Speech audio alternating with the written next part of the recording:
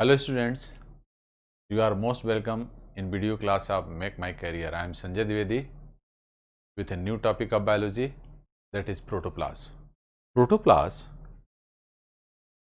Cell का living substance है। Life जिसमें लिविंग बीइंग भी जिसको हम बोलते हैं, जिसमें लाइफ होती है, उसकी यूनिट को सेल कहते हैं और सेल में लाइफ प्रोटोप्लाज्म कहते हैं। एक दिमाग में बात आएगी कि हम प्रोटोप्लाज्म को ही यूनिट ऑफ लाइफ क्यों नहीं कहते, क्योंकि प्रोटोप्लाज्म इंडिपेंडेंटली एग्जिस्ट नहीं करता, it always present inside a cell. Protoplasm के माध्यम से, इस टॉपिक के माध्यम से हम कई चीज़ों को आपके सामने एक्सप्लेन करेंगे जो पूरी बायोलॉजी पढ़ते समय आपको कंफ्यूजन न दे। एक एक करके बताते हैं। पहला है जो आपको पढ़ना है,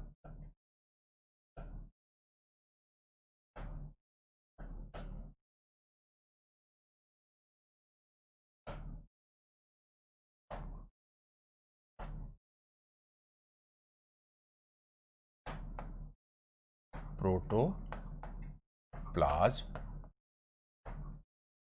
दूसरा टर्म है साइटोप्लाज्म। तीसरा टर्म है साइटोसॉल। चौथा टर्म है मीजोप्लाज्म। पांचवा टर्म है हाइलोप्लाज्म। छठवां टर्म है ड्यूटोप्लाज्म। सातवां टर्म है प्रोटोप्लास्ट। इसके अलावा भी टर्म है न्यूक्लियोप्लाज्म। इतने टर्म हैं, एक एक करके हम सबके बारे में बताते हैं। सबसे पहले नंबर पे protoplasm, it is the living substance, living material. Cell के लिविंग मटेरियल को प्रोटोप्लाज्म में, proto means first, plasma means fluid. The first fluidal substance in which life was appeared is described as protoplasm. अब यह ध्यान रखना है, यह एक सेल है, यह सेल का न्यूक्लियर मेम्ब्रेन है और बाहर भी प्रोटोप्लाज्म है न्यूक्लियर मेम्ब्रेन के और अंदर भी है। जो बाहर है दैट इज कॉल्ड साइटोप्लाज्म, जो अंदर है that is called nucleoplasm.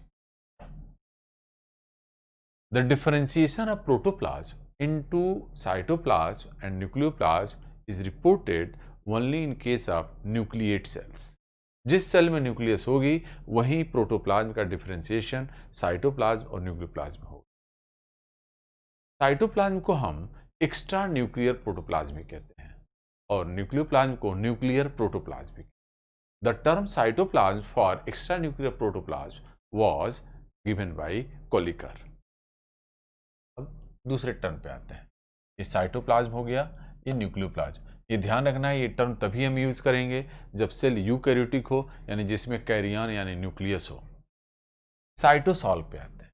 Cytosol is the cytoplasm excluding cell organelle, यानी साइटोसॉल बराबर cytoplasm minus cell organelles. Cytoplasm से सेल ऑर्गेनेल को निकाल दें तो जो कुछ बनता है उसको साइटोसॉल कहते हैं। साइटोसॉल ही वो जगह है जहां पे ग्लाइकोलिसिस चलती है। अगला आता है mesoplasm. The mass of cytoplasm is known as mesoplasm. अगला टर्म है hyaloplasm. The optically active mesoplasm in its homogeneous state is called hyaloplasm. फिर से बोल रहे हैं, optically active mesoplasm in its homogeneous stage is known as hyaloplasm. Hyaloplasm is the site where cell organelles are found embedded।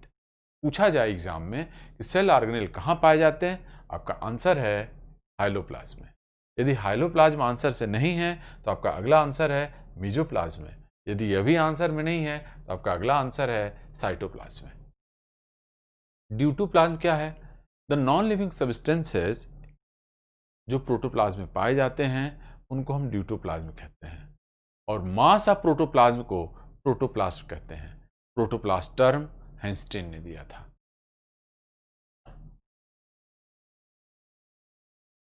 अब topic आपके सामने है, notes आपके सामने हैं।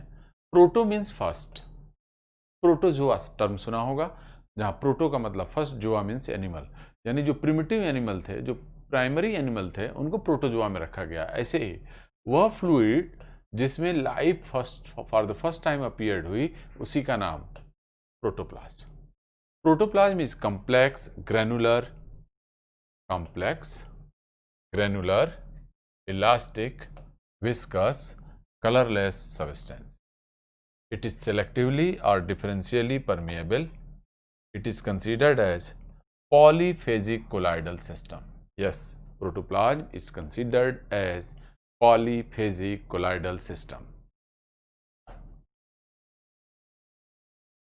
इसकी डिस्कवरी को लेकर ढेर सारे सवाल एग्जाम में आए हुए हैं, इसलिए यहाँ हर बात को एक्सप्लेन किया गया है। पहले नंबर पे समझे, Julian Huxley defined it as physical basis of life. आपके एग्जाम में आएगा, why protoplasm is considered as physical basis of life. हम प्रोटोप्लाज्म को क्यों जीवन का भौतिक आधार कहते हैं? आपका आंसर है, since all activities related to life always occur in protoplasm, that's why it is regarded as physical basis of life. जीवन की सभी क्रियाएं प्रोटोप्लाज्म में होती हैं, इसलिए प्रोटोप्लाज्म को जीवन का भौतिक आधार कहा जाता है। भौतिक आधार होने का सीधा अर्थ समझिए, life physically lies in protoplasm. Life physically lies in protoplasm. Dujardin discovered it and called them sarcode. Protoplasm का ही दूसरा नाम सारकोड दिया गया है, जिसके देने वाले का नाम डुजार्डिन है। पुरकिंजे renamed it as protoplasm. The term protoplasm was given by Purkinje and it is described as sarcode by Dujardin. Hugo von Mohl gave the significance of it. The significance of protoplasm was given by Hugo von Mohl. Max Sulj proposed protoplasmic theory for plants. Fisher and Hardy showed colloidal nature of protoplasm. Altman suggested granular nature of protoplasm. ये बातें आपको memorise करनी पड़ेंगी, क्योंकि इनके बगैर exam में पूरे मार्क्स नहीं आएंगे। एक और चीज, वैसे तो हम लोग प्रोटोप्लाज्म के बारे में जानते ही हैं, उसके केमिकल कंपोजिशन के बारे में जानते हैं, फिर भी हम एक चार्ट बनाकर लाए हैं। Water, protein, lipid component protoplasm में कितने हैं, फिर कार्बन, ऑक्सीजन, हाइड्रोजन और नाइट्रोजन कितने हैं, इनका एक चार्ट है।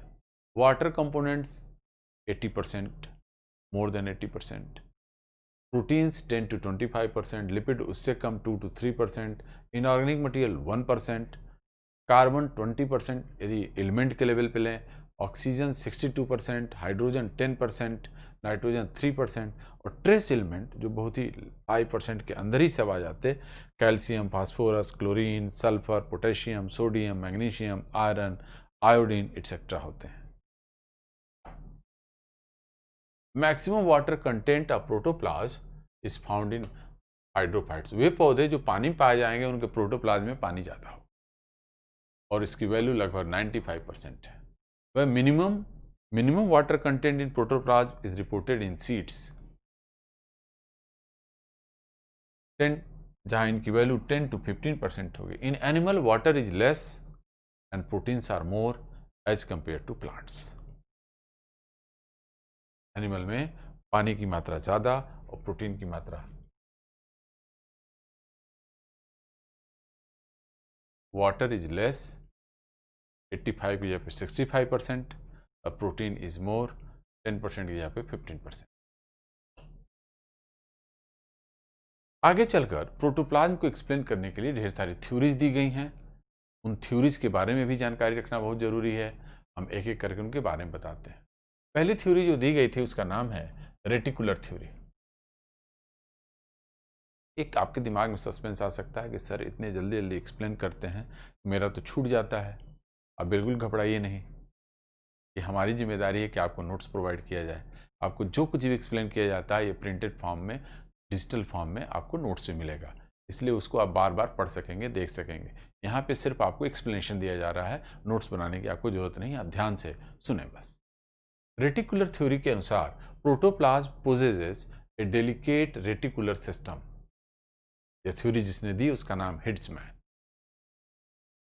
Hitzman proposed that protoplasm possesses a delicate reticular structure. जाल जैसी स्ट्रक्चर्स का बना हुआ है प्रोटोप्लाज्म, ये ऐसा कुछ समझाया गया। Granular theory protoplasm, a granular theory was given by Altmann, और इसके अनुसार protoplasm consist of numerous minute granules. The granular nature of protoplasm was reported by Altmann through granular theory. Third one is fibril theory, जिसको देने वाले Fleming थे। और protoplasm is formed by form of fibres and these are proteinaceous in nature. इनका कहना था कि fibre proteinaceous fibres के बने होते हैं प्रोटोप्लाज्म। फ्लेमिंग के द्वारा ये बात बताई गई। एल्वियोलर थ्योरी, जिसके देने वाले का नाम है बुर्सिली। इट कंसिस्ट ऑफ, इनके अनुसार it consist of droplets of alveoli और minute bubbles resembling foam of emulsion.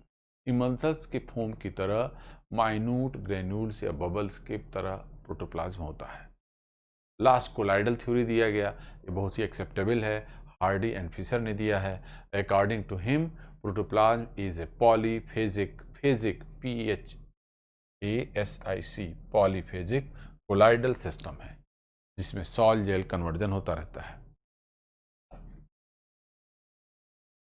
Properties of protoplasm, protoplasm के क्या क्या कैरेक्टर हैं, कौन कौन से लक्षण हैं, उनको कैसे पहचान लेंगे।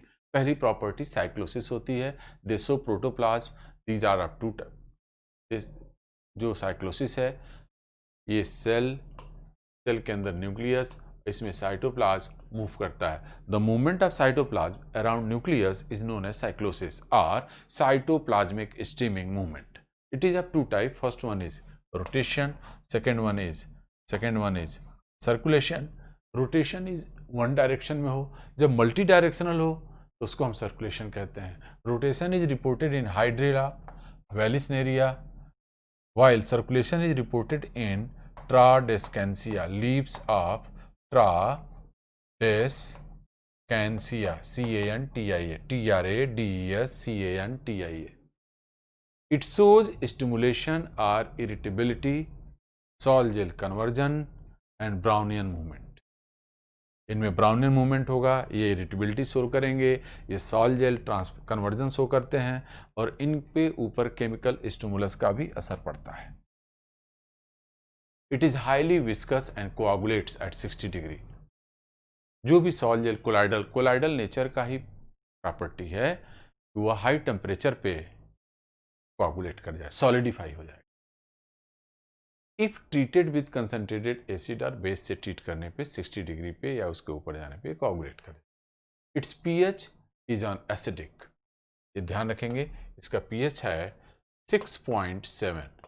ये 6.7 साइटोप्लाज्म का पीएच है, 7.6 न्यूक्लियोप्लाज्म का पीएच है। But different vital activities occur at neutral pH. ये न्यूट्रल 7 पीएच, जो पीएच 7 है उसके लगभग समान है, which is considered as 7. Injury decreases the pH of the cell, and if it remains for a long time, the cell dies. Injury होने पे cell का पीएच, प्रोटोप्लाज्म का पीएच गिर जाता है, और लंबे अवधि तक यदि पीएच लो रहे यानी एसिडिक मीडियम बना रहे तो सेल डेड कर जाती है। प्रोटोप्लाज्म जो मिलता जुलता टर्म है, इसको हैंस्टीन ने दिया है। It is the mass of protoplasm. It includes the all living constituent of the protoplasm, for example, nucleus, cytoplasm, plasma membrane. सबको मिलाकर प्रोटोप्लाज्म बनता है।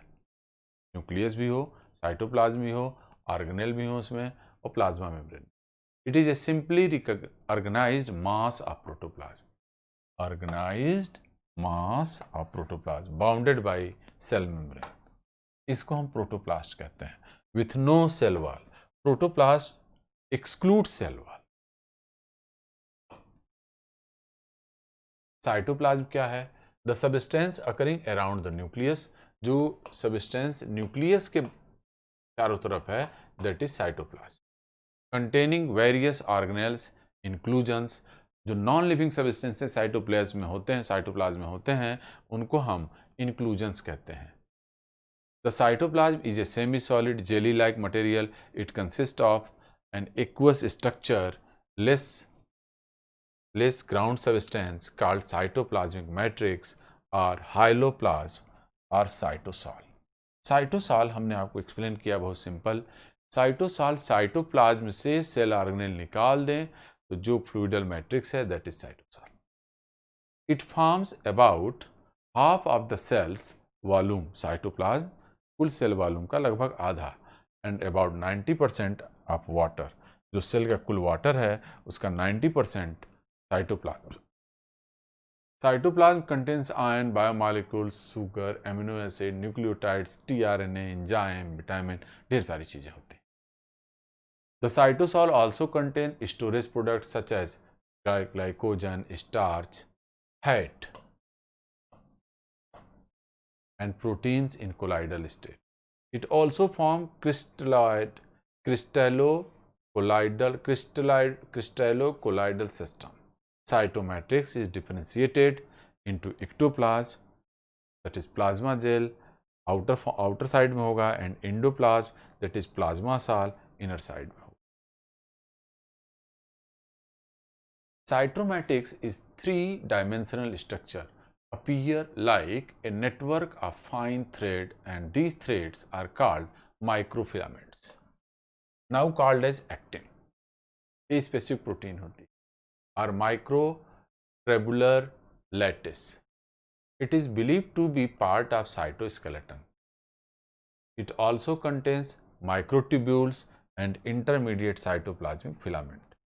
Hyaloplasm contain metabolically inactive product and cell inclusions called deutoplast or metaplast। Cytoplasmic organelles are plastids, lysosome, spherosomes, peroxisomes, glyoxysomes, mitochondria, ribosomes, centrosomes, flagella and cilia। What are the cell organelles? Cell organelles are permanent structures, permanent living structures of the cells in which metabolism takes place। याद रखना है, cell organelle किसे कहते हैं? Cell organelles are structurally permanent structure होते हैं जिनमें metabolism होती है। The movement of cytoplasm is termed as cyclosis. Nucleus के चारों तरफ जो मूवमेंट होता है साइटोप्लाज्म का, उसको साइक्लोसिस कहते हैं। All the process of life occur in protoplasm, that's why it is physical basis of life. Slime moulds are best material for the study of protoplasm. पूछा जाएगा प्रोटोप्लाज्म की स्टडी के लिए बेस्ट मटेरियल कौन सा है? आपका आंसर है slime moulds. Largest amount of substance in protoplasm is water, जिसका परसेंटेज वैल्यू 75 से 85% है। Largest constituent element of protoplasm is oxygen, जो 63% ऑफ बाई वेट है। Carbon 20%, hydrogen 10%, nitrogen 3%। Protoplasm is moderate conductor of electricity. Tyndall effect, Brownian movement, cyclosis, amoeboid movement in cells are due to colloidal nature of protoplasm. ये बात याद रखनी है कि cell में cyclosis का, ब्राउनियन मूवमेंट का, टिंडल इफेक्ट का होना प्रोटोप्लाज्म की वजह से। Cytoplasm is protoplasm minus nucleus. Very good, बहुत आसान हो गया। साइटोप्लाज्म, प्रोटोप्लाज्म से न्यूक्लियस निकालने पे जो बचा है वही है। Hyaloplasm is cytoplasm minus cytoplasmic structures, that is cell organelle।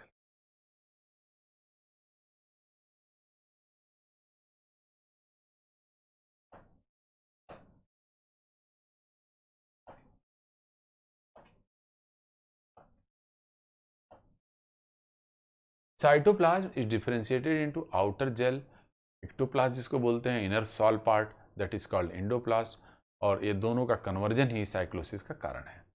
Plasma डिस्मेटा के बारे में समझिए। प्लाज्मा डिस्मेटा प्लांट्स की सेल्स में होती है, और दो प्लांट सेल के बीच का साइटोप्लाज्मिक कनेक्शन प्लाज्मा डिस्मेटा कहलाता है। ये प्लाज्मा डिस्मेटा, इसको हम साइटोप्लाज्मिक ब्रिज भी कहते हैं। स्ट्रासबर्गर ने इसके बारे में बताया था। It is cytoplasmic connection or bridge between adjacent plant cells. There is no plasmadesmata in animal cells. In plant cells, there is no cell coat or glycocalyx. They form cytoplasmic continuum called symplast through pores present in cells. The cell wall and intercellular spaces from a non-living component of plant called, जो non living part होता है उसको हम apoplast, जो living part है उसको symplast कहते हैं. Pits are unthickened areas in secondary wall. Secondary wall में जो गड्ढे होते हैं जो अनथिकेंड हैं, जिनकी कार्नर्स जो हैं, मार्जिन्स जो हैं डिफाइंड नहीं हैं, उनको हम पिट्स कहते हैं. Pits are of two types, simple pits and bordered pit. In case of bordered pit, the margins are defined. Simple pits has uniform width of the pit chamber. In bordered pit, the pit chamber is flask-shaped and overarched by secondary wall. Bordered pits are common in xylem. Yes, bordered pit का उदाहरण xylem में मिलता है. किसके? Gymnosperms के. Bars of cyno are thick areas on primary wall and middle lamella on two sides of border pit. Border pit से संबंधित एक स्ट्रक्चर है जिसको bars of cyno कहते हैं. Cell recognition protein, the MHC major histocompatibility complex glycoproteins होती हैं, differentiate for each person. So the severe serve as fingerprint cells. Thus organ transplants are difficult to achieve. एक cell दूसरी cell को recognise करती है, इसीलिए आर्गन ट्रांसप्लांट होने पर पहचान हो जाती है. लूमासोम्स आर बॉर्डर बॉडीज. ये मेम्ब्रेन के बाहर होते हैं, प्लाज्मा मेम्ब्रेन के बाहर होते हैं, which were discovered by Moore and McAlister. Moore और मैकलिस्टर के द्वारा इसको खोजा गया था. They are present between cell wall and cell membrane. पूछा जाए कि वह सेल ऑर्गेनेल कौन सा है जो सेल मेम्ब्रेन के बाहर होता है, तो आपका आंसर है लोमासोम्स. ये लोअर फंजाई और सम हायर प्लांट्स में पाए जाते हैं. इनका मुख्य रोल क्या है? सेल को एक्सटेंशन कराना. Cell are intercellular junctions are found only in animal cells. To join cells of a tissue at certain place are modification of cell membrane. This cell junctions कौन कौन से हैं? पहला है डेस्मोसोम्स, जिसको हम मैकुला एडहेरेंस कहते हैं. दो प्लाज्मा मेम्ब्रेन के बीच का जो गैप है, इसी को हम डेस्मोसोम्स कहते हैं. Consist of thickened and fine tono. इनके बीच फाइब्रिल्स होती हैं जो आपस में जोड़ने के काम आती हैं. इन्हीं फाइब्रिल्स को हम टोनोफाइब्रिल्स कहते हैं.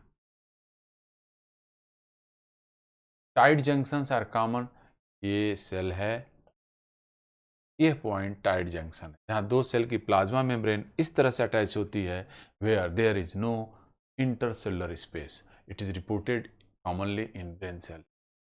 Gap junctions are between the two adjacent cells with a minute gap common in cell of heart. It is very common in heart cell. इस तरह से आज आपको प्रोटोप्लाज्म, लोमासोम्स और सेल मेम्ब्रेन के जो इंटरसेलुलर कनेक्शंस हैं उनके बारे में बताया गया.